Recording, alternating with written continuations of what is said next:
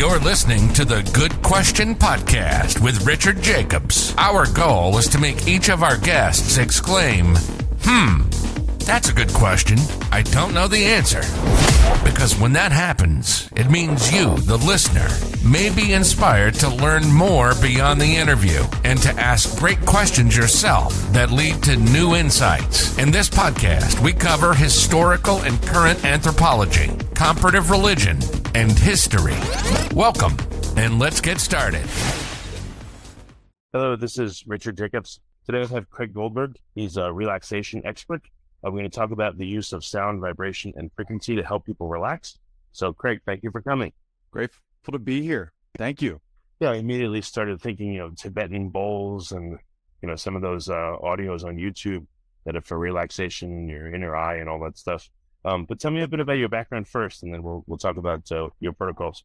Yeah, absolutely. It all started for me with those bowls, so we can definitely dive into that at some point. I'm originally from New York, born and raised on Long Island, lived in Manhattan for 10 years, then San Diego, then full-time in a motorhome, traveling around the country, actually sharing this technology with the world and really positioning myself as an evangelist for vibroacoustic therapy. And we've been doing this for just over 6 years. Shortly, at some point in the last year or two, I started to notice how stressed and anxious the world is. The pandemic, I think, exacerbated really what is a crisis that's happening here in the United States of stress and anxiety. And when you start to look into the impact that stress and anxiety has on the nervous system, and more importantly, obviously, how important the nervous system is to our general functionality, right? It controls just about everything in the body. You start to recognize why particularly Americans are in such bad shape. We're heavier than we've ever been. We are dying now. This generation is the first generation to die with a shorter life expectancy than its previous generation. And we're just trending in the wrong direction. And when you start to look at why that is, at the root of it all, foundationally, is our nervous system. And humans that are ultimately designed to live in a cool, calm, and collected mindset that are operating far too often in a stressed and anxious mindset and nervous system response. And it's really been the foundation of what we've been talking about over the last couple of years. It's been very well received. Our company is growing and expanding rapidly. And I think this is a message that everybody needs to hear. And I'm honored and excited to be here. Super grateful. Thank you for having me again. Oh, no problem. So why do you think people's nervous systems are, I don't know about the root cause of the problem, or what's changing in people to cause them to have all these issues? Well, so look, the top 6 out of the top 10 causes of death here in the United States are the underlying factors of stress and anxiety.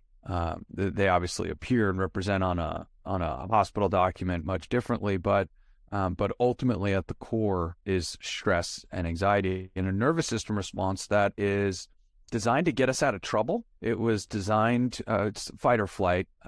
Just about everybody listening knows what a fight or flight response is. It's designed to keep us safe. It's triggered by a reptilian part of our brain, which is to say that it was developed thousands of years ago to keep us safe. And fortunately, I think for many of us, especially those that are listening to this broadcast on an iPhone, or even if it's a radio play, an actual radio, chances are they're sitting in their car. They might be in traffic on their way to work. They might be streaming this on their smartphone as they're laying in a park, hopefully relaxing, staring at the clouds pass by. Generally speaking, we live in a pretty safe environment. We have shared resources. We have police forces and first responders. And generally speaking, today's day and age, we live in a pretty safe environment. Now, there are absolutely threats to our lives and our livelihood, and those need to be considered. However, generally speaking, we live in a pretty safe environment. Our nervous system is not caught up to the safety that we all enjoy day in and day out. And obviously, it's not the same community to community. It's not the same country to country, or even state to state for that matter. But generally speaking, we live in a pretty safe environment. That reptilian part of our brain that triggers the sympathetic nervous system response, also known as stress and anxiety or fight or flight, is triggered involuntarily. We can have some influence on it. We can impact how it's triggered. We can impact what triggers it.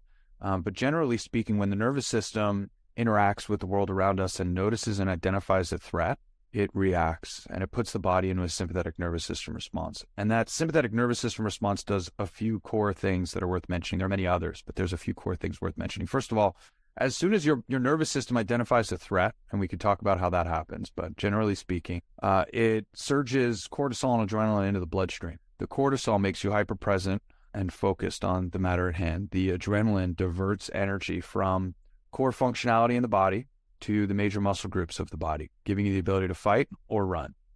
This sympathetic nervous system response, by the way, is the same nervous system response whether you are fighting off a threat to your livelihood or life that's right in front of you, or if you get an email on a Friday afternoon from your boss that says your entire division is being closed down and you're now out of work.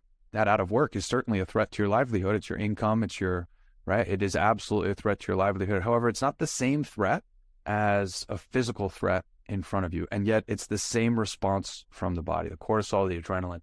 That does three things that are worth mentioning. Four, actually. After that cortisol and adrenaline hit your bloodstream, your body turns off your ability to think rationally. Kind of an important thing if it's the latter threat of your livelihood, like you've gotten laid off, right? You want that rational thinking. Not as necessary if there's a physical threat in front of you, because you either need to run or fight, and that decision is made very quickly by sizing up your opponent and a few other factors that you don't necessarily need rational thinking. In addition to that adrenaline and cortisol flowing through your blood turns off your digestive system. So now it doesn't matter how organic or clean or what supplements you're taking or what you've consumed, because you're not absorbing it. Turns off your immune system, something that's pretty important for keeping us alive, especially over the last 3.5 years. And it turns off your reproductive organ. Your body does not need these bodily functions to operate because it's in save your life mode, life or death mode, right? And that's fine if it's a short period of time in the afternoon, or you're triggered because of an existential threat that's right in front of you. That's great. What's not okay is if you're walking around from the moment you wake up until the moment you go to bed, day in and day out, month in and month out, in that sympathetic nervous system response. And reading an email from your boss or a client or something to that effect right before you go to bed will absolutely trigger a sympathetic nervous system response. And that cortisol flowing through your blood and the adrenaline flowing through your blood will absolutely have a negative impact on the quality of your sleep. In fact, quite the opposite. It might keep you awake for hours on end, tossing and turning. So you can quickly identify when I share just these few points about what happens in that sympathetic or fight or flight or that stress and anxious nervous system response, why so many Americans are having issues having a baby, keeping a baby, fighting off infection, keeping themselves healthy, nutrition, and gaining nutrients, vitamins, minerals from the food they're eating. These are core functions that without leave you ill-equipped to handle the day-to-day functioning in society. And it's really something so foundational. I think more people need to know what they need to do in order to relax and how important it is to invest time into relaxation techniques and in some cases technology that might be able to help you to do that. And that's where we come in at inHarmony Interactive. So, okay, do you do an evaluation of someone, or is it a product that they're buying?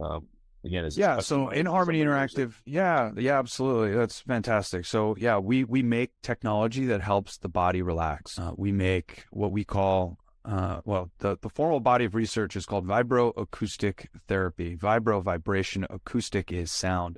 So we're talking about sound and vibration therapy, that same Tibetan bowl that you thought of when you began to think about inHarmony Interactive. And what we do here is an acoustic instrument.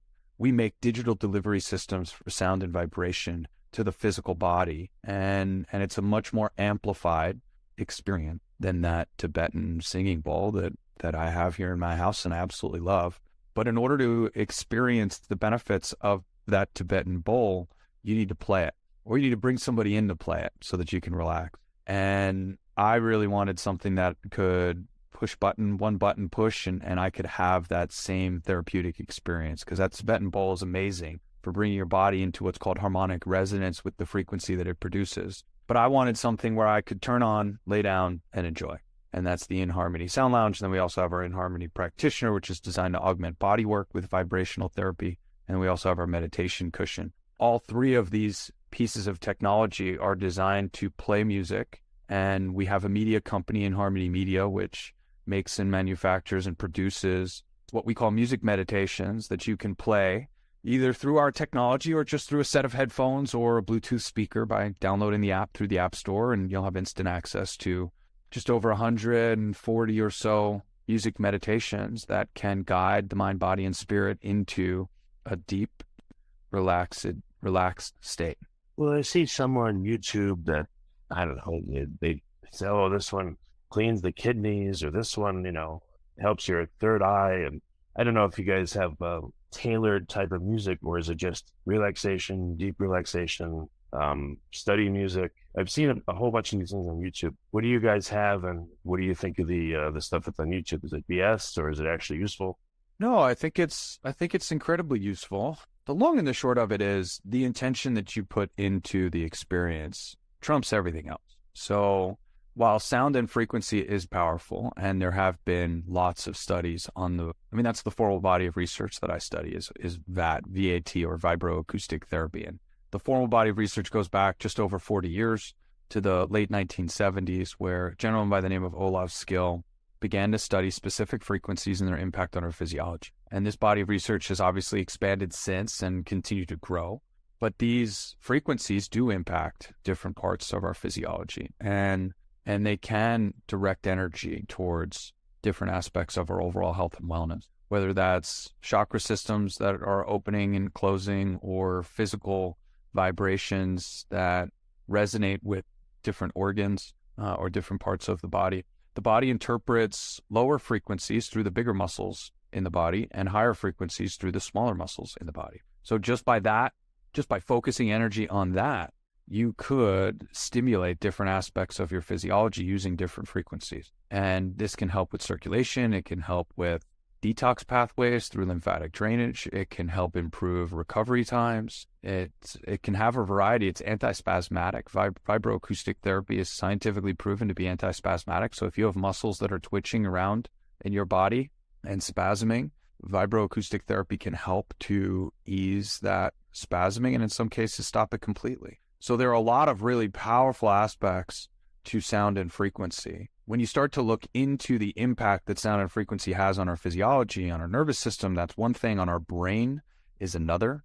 We can test this by using an EEG, or echoencephalograph, which is like a little swim cap that you put on your head. It's got typically has 19 points where it tests how fast the synapses in your brain are firing. And when you listen to music, and when you listen to specific frequencies, or when you listen to binaural beats or isochronic tones, which are different types of frequencies and sounds, the brain entrains to the patterns that are presented to it in the music. So you could induce different brainwave states using different frequencies. So there's quite a bit that goes into that. And obviously there's a multitude of different music producers, especially on YouTube, Spotify, Pandora, right? All these different aspects, not to mention Calm or Headspace or Insight Timer, or of course on the inHarmony Music Meditations app as well. There's a lot of different avenues and a lot of different places that you can go to find this type of music. And the key is to align yourself with a producer that you like and find music that resonates with you and meets you where you are on your journey, because we're all in different places. We're all experiencing different things, and we all have a different harmonic resonance for our mind, body, and spirit at that particular time. I don't believe there's any bad frequencies.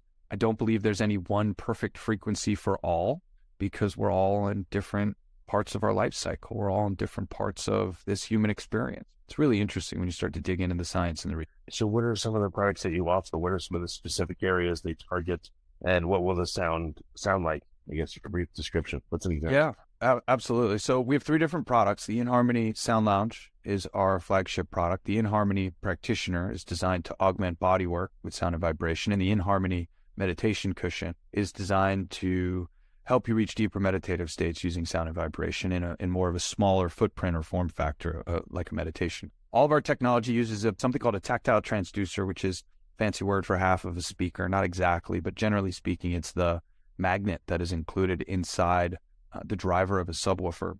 And as you're listening to our music meditations, you're also feeling the vibrations through the tactile transducer. It's a very immersive experience because you are listening to the same frequencies that you're feeling. And our music has a very specific cadence to it and a very specific vibration to it. It's called microtonal is the formal genre.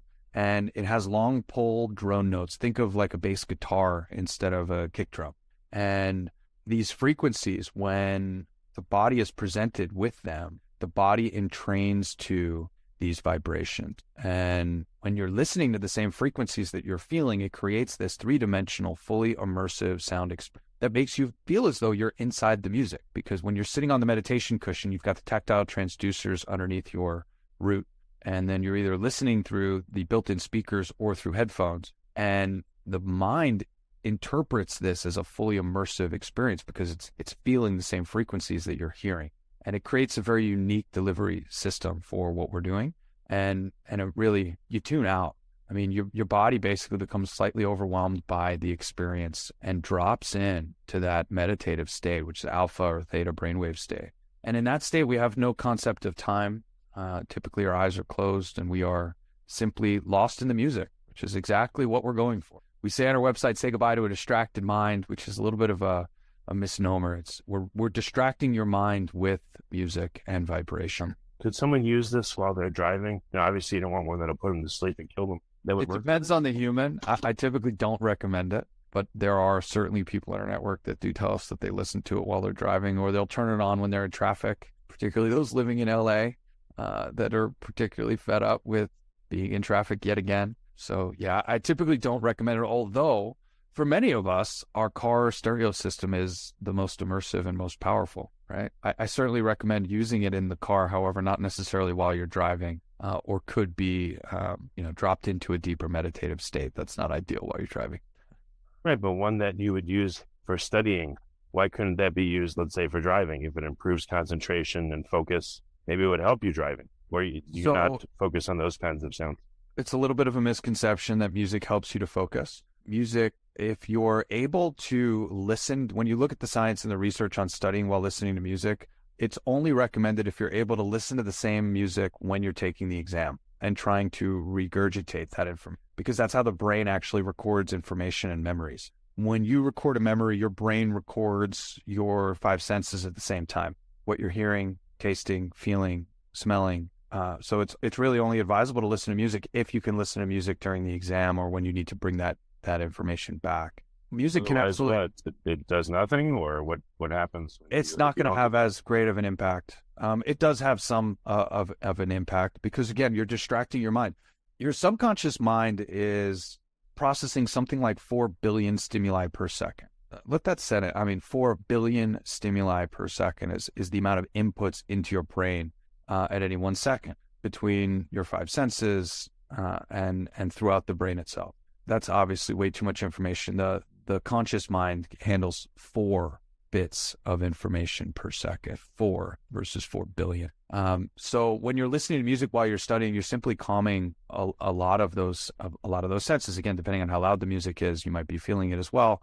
But certainly you're occupying some of your brain capacity with the music that you're listening, which is what a lot of the science and the research. So yeah, it still does have a benefit, but it's not as big of a benefit if you can't listen to the same music while you're taking it. But it does have some benefit, or is it just some drawback, small one? No, it does have some benefit because your mind is occupied by the music that it's listening to. Keep in mind, even though it might be something that's in the background, your brain is still processing that information, the music that you're listening to. Look, it's no different if there's a vibratory hum coming from the fridge in your room that you're studying, right? So it's still sound, whether it's perceived as quote unquote music, or it's perceived as, or you're listening to something, whether it's kids playing outside or white noise. Regardless, your brain is still processing that background noise, still processing that sound through the ears and through that same sense. Okay. So the protocols you have mostly are for relaxation after a difficult day, or if you want to just take out 10 minutes for maybe not even a cat nap, but just for like a zone out session. Is that what it's supposed to prepare? Absolutely. Yeah. So downtime is as important as uptime. So for those of us that go, I have a 3-year-old, I have an amazing wife. We've got an incredible house. I start around 7 a.m. and I go until 7 or 8 p.m. nonstop, something to do, something to focus my energy. And I use my sound lounge and meditation cushion throughout the day when I need to take a break. Inside our music meditations app, you'll find music meditations that range from 2 minutes to 2 hours. And depending on the day and your flow and the quality of the sleep I got the night before, will depend upon how much downtime I work into my day. But as soon as I start to feel myself slip, as soon as I start to feel myself groggy or not as focused as I could be, I'll go to my tech for sometimes 2 minutes, sometimes 5, 8 minutes, sometimes 11, 22, 30. It all depends on where I'm at and how I'm feeling and what the culmination of my last few nights of sleep and my energy levels feel like. So what's a session versus, let's say, I'm not good at napping in the day unless I'm just dead. But I could see myself laying and listening to one of these experiences for like 10, 15 minutes. Has anyone studied the difference between someone taking, again, a 15, 20-minute nap versus listening to a session? What happens? Yeah, absolutely. Sleep is a perception of our reality, if you will. And there is actually a really close tie between meditation and mindfulness and sleep. Again, sleep is nothing more than a slower brainwave state. So taking us out of beta, which is processing the world around us, drifting down into an alpha brainwave state, which is measured between 8 hertz up to about 12 to 14 hertz. A theta brainwave state beneath that is measured between 4 hertz and 7.5, 8 hertz. And then below that is a delta brainwave state, which is typically 3.5 hertz and below, down to about a half a hertz. Above that is gamma, which is above 40 hertz, above a beta brainwave. And sleep is really nothing more than our brain moving through these brainwave states, drifting out of beta into alpha, alpha into theta, theta into delta, and then back up from delta back into beta. We sleep in 90-minute sleep cycles. Stage 1, stage 2, stage 3, stage 4 of the sleep cycle is preparing our body for the depth of sleep, getting us ultimately into a theta brainwave state, which is where we are during rapid eye movement sleep, which is stage 5, if you will, of that sleep cycle. So yeah, you can use our tech and our music to help and train your brain to move from a beta brainwave into alpha, theta, or delta. Through a partnership we have with BrainTap, you could actually hold the brain in an alpha, theta, delta, or gamma brainwave state. Even an SMR, which is a sensor motory brainwave, which is almost like a digital cup of coffee. It's very stimulating. And you can do this in durations from 2 minutes to 2 hours. And help the brain to gain rest. When the brain moves from beta into alpha, alpha into theta, theta into delta, when it's in these different brainwave states, not beta, it's basically cleaning, cleansing, detoxifying, and reorganizing itself. So, for example, I read a study a long time ago that basically said 20 minutes in theta is equivalent to about 6 hours. So using our technology, you can induce a theta brainwave state and you can hold your brain there. What we work with an HRV through BrainTap as well, and it looks at 9 different aspects of your heart rate variability. For example, the Apple Watch looks at 2 different aspects, and then they extrapolate a bunch of data from that heart rate variability. And what we can see is that most people are spending most of their time in a delta brainwave, even when their eyes are open and they're processing the world around them, not focused on beta or alpha, which is where we're designed to be for optimal neural activity and brainwave activity. And that mostly delineated, most of that is extrapolated from screen time and the tremendous amounts of screen time that we have. But you can use tools like the BrainTap or our inHarmony tech, or pair them together to teach your brain how to move in and out of these different brainwave states more effectively, more efficiently. What does that do for somebody? Like, if they're able to transition themselves, what do they experience? Well, the contrary is worse, right? So, and this goes back to kind of what I shared with you at the beginning of the interview.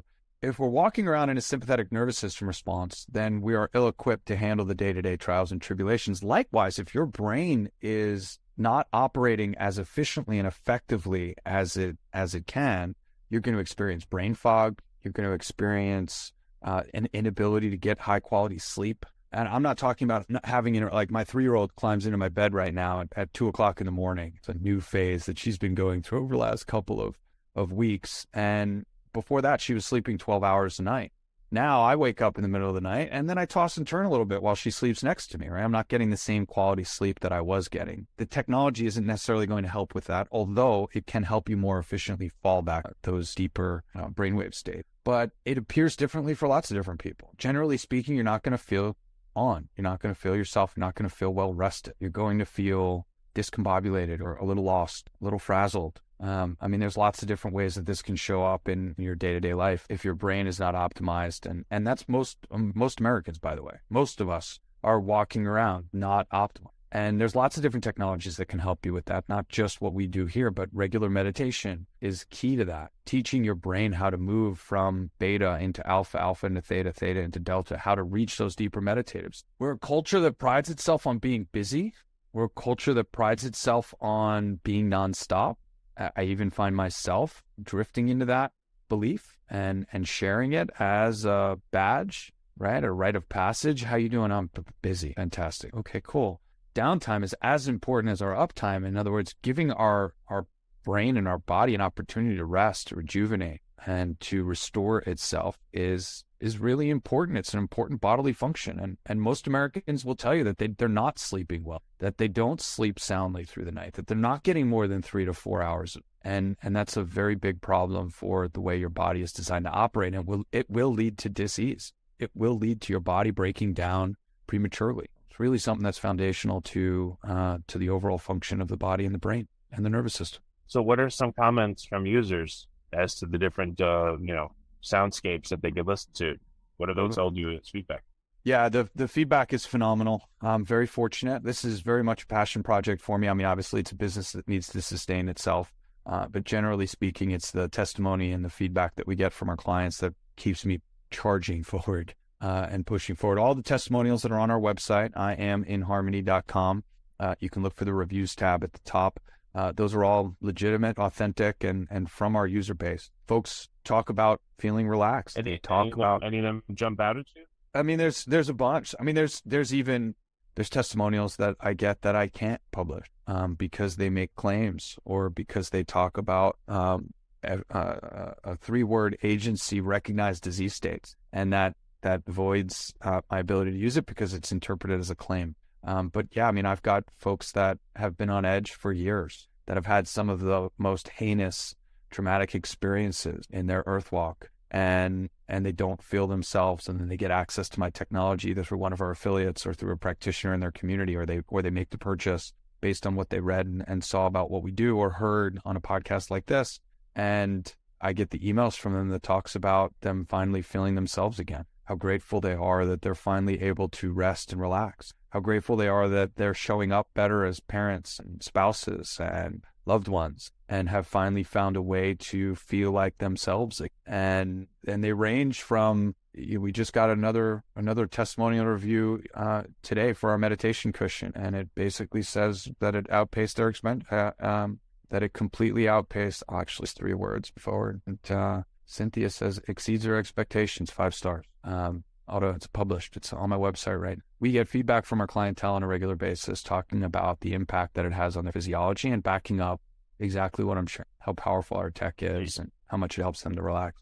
And last question, too, what's the form factor of it? Is it a downloadable audio or a device? So our app is available in the Google Play Store. It's also available in the iOS App Store. It is downloadable. You can stream our music directly through any device.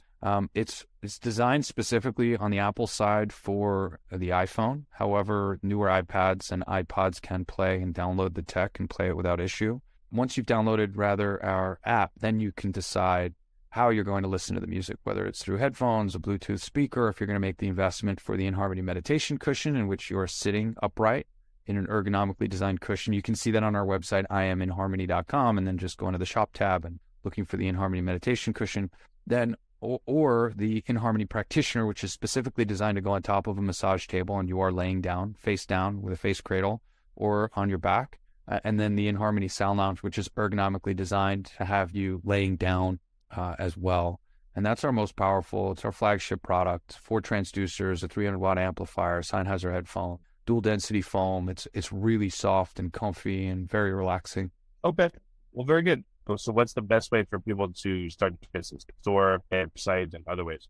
You can reach our company on our website at iaminharmony.com, IAMINHARMONY, iaminharmony.com. You can also find us on all of the socials, just about everywhere. We're on TikTok, Twitter, Instagram, Facebook, YouTube, at inHarmony Interactive. And I'm the one that's on the other side of the messages and the comments. So if you've got a question for me that's specific to something you're working with or working through, you've got a question about our tech, reach out. I'd love to hear from you. At the bottom of our website, you'll find our contact information as well as a phone number. I know that's something that's not done very often, but you can actually pick up the phone and call us during normal business hours. And I'm very happy to connect with you and your audience. Richard, I am eternally grateful for being here, and thank you for allowing me some time to share with your audience. If you like this podcast, please click the link in the description to subscribe and review us on iTunes. Thank you for listening to the Good Question Podcast. Please email support@thegoodquestionpodcast.com if you have any referrals to great guests for us to interview. Visit thegoodquestionpodcast.com to hear more interviews. And please help us spread the word by rating and reviewing us on Apple Podcasts, iTunes, Spotify, YouTube, or wherever you listen to this podcast.